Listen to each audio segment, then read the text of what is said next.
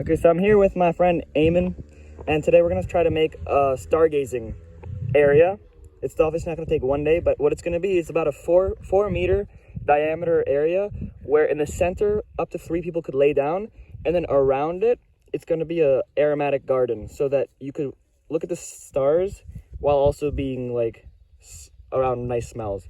So right now we're just marking the circle, and he's doing some twine method. And what we're gonna do is just dig out all this area a little bit and then put tires, just old car tires, line them up with mud and then cement so the water and it doesn't leach or anything, and then see where it goes from there. All right, almost done with this circle. Okay, so we got tires, but made a mistake and realized last night when we came here at night that the corner here is hitting a light that I didn't want, because I wanted this to be as dark as possible. So we have to move the whole circle about 2 feet back. So I gotta redo that. But that was on me because the sector analysis was wrong. Yeah, so we just moved the center to be here. 215 centimeters is the radius. Okay, so we just finished digging the hole, most of it, and trying to line up the tires now. I took 26 tires, and now we're just spot fixing some regions so that the tires can stand up better. What we're gonna do now is fill the bottom section of it just up to here with stones, and so it keeps the weight down, and then fill the rest of it up with either trash or more stones or something. We'll see how that goes. So from my bunker thing, I've actually decided to start pouring some of the just construction waste, pretty much just the hardened cement and stuff in the bottom here. You can see those old gloves, just to reuse instead of having to throw it in the trash. It's good to keep it down as weight, which then I'll cover with rocks and everything. Okay, so as part of the experimentation, we're actually doing a couple different methods of filling it. So some of them we just fill with rocks because this place is full of rocks. Others, I just had some leftover bricks and those filled up the space very quickly. And then what we're trying now is, well, that attempt, but kind of putting like 2 panels of cardboard on each side, and then inside it putting either rocks, or here I put like water bottles in the orientation that acts like a spring, so like that. And then once that's done, I can still cover this with mud and then cement, as I'm gonna do. But it really is, the criteria is just whatever fills the most volume at an easy pace, because doing the rocks, okay, it's good, but it takes like 25 minutes per tire. We have 26 of them, 27, so I'm trying to find a good way of doing this.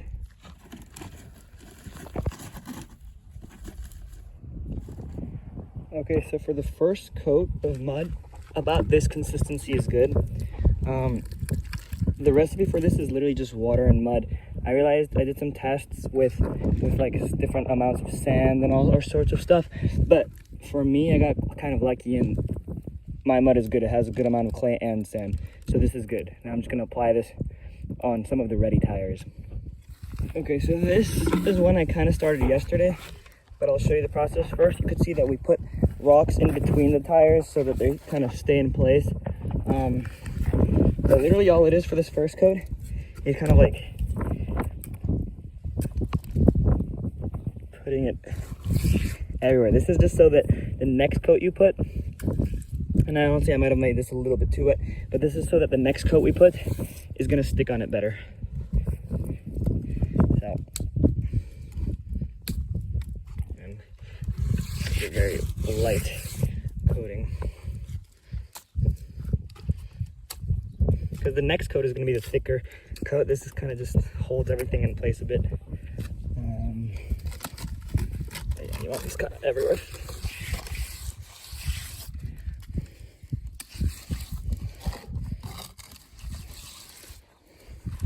And the other side.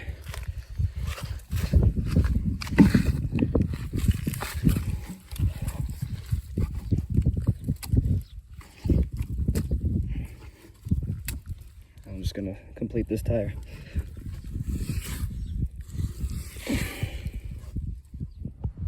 So what we actually decided on doing is just filling them with cardboard. To show how you do it. This is the method we have patented. And actually we fill it with cardboard, but still fill the interior with either rocks or sand or something. And this just kind of goes in place. And on the other side, it looks like this. So there's like a little hole opening where we fill it with sand. And I already tried some mud tests on putting it on the outside, and it sticks well. And so when I put that and the second coat of mud and the coat of cement, it'll be strong enough for sure.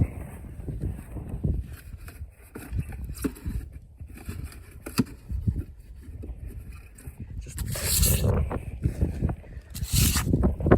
like that.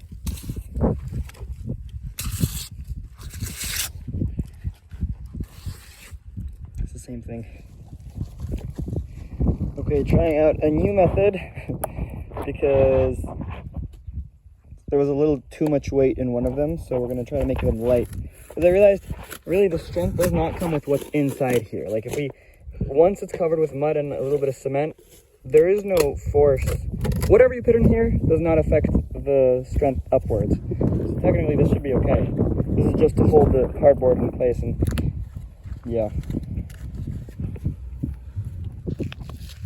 So I've been filling in more of these, doing partially the cardboard method and partially more with just regular trash.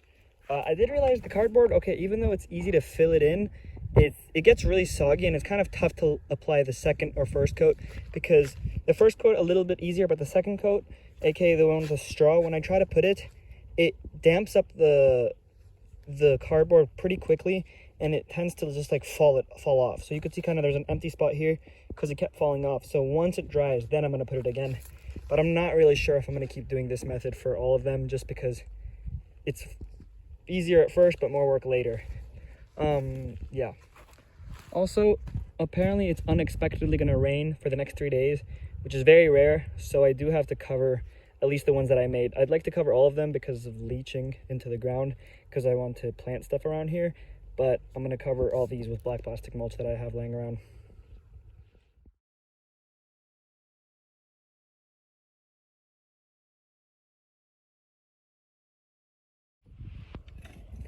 Okay, so now half of this is covered with the second layer of straw and everything. And now what we're doing is clearing it out and putting a good shoes, as they like to call it, which is making sure that the mud won't touch the other mud on the ground when it's wet. Because now we're going to cover it with cement, all the outside of this, as a waterproofing layer and for extra strength. Just like how I've been doing some experiments here. It looks pretty bad here, but it's going to end up looking like this right here. Just a thin layer of cement, and this gives it a lot of strength, and it's going to be waterproof. Just getting it ready now for the gravel. This is going to be on the inside and the outside. And the reason I only did half of it is because I just don't have time. I got to leave the island soon, and the rest will be next year. All right, so now on the top of the second coat, we're putting cement mix. You can see this is how it looks like right when we put it on. And then I'm coming on it with a sponge to straighten out like this. And this mix of cement is about 4 parts sand, 1 part cement. And it's going pretty good so far. Any comments, Gabby? Okay, so this is pretty much done for this season. And what I'm doing now is that some small cracks have formed, just like small ones. And it's not too important because this is not that structural. You see this? But it is important for waterproofing purposes, because if water gets in here, what I'm doing is kind of patching them with kind of like a cement paste. Because if water gets in here, then the mud underneath is going to melt, and then it'll be way weaker, and I don't know what would happen. So just working on that now.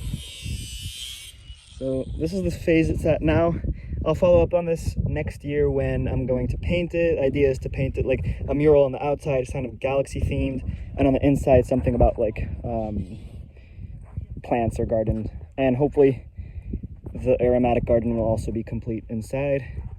And yeah, that's going to be a follow-up video in a couple months.